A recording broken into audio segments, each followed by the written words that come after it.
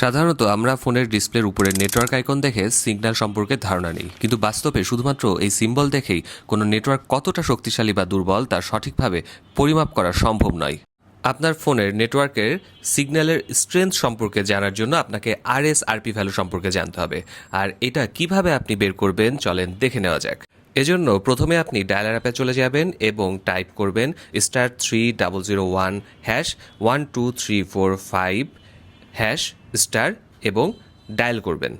তারপরে কিছুক্ষণ অপেক্ষা করলে একটা ড্যাশবোর্ড পাবেন। এখানে অনেকগুলো রিডিং দেখতে পাবেন, তার মধ্যে আরএসআরপি যে ভ্যালুটি আছে সেটাই আপনার নেটওয়ার্ক কতটা স্ট্রং সেটা ডিফাইন করে।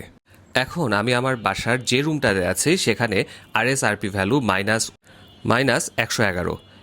আরএসআরপি ভ্যালুর একটা রেঞ্জ আছে, চলেন দেখে নেওয়া যাক। আরএসআরপি ভ্যালু যদি -80 বা তার উপরে থাকে তাহলে বুঝতে হবে যে আপনার নেটওয়ার্ক খুবই স্ট্রং। এখানে এই ভ্যালুটা -81 থেকে -90 এর মধ্যে থাকলেও এটাকে গ্রেট সিগন্যাল স্ট্রেংথ বলা যাবে।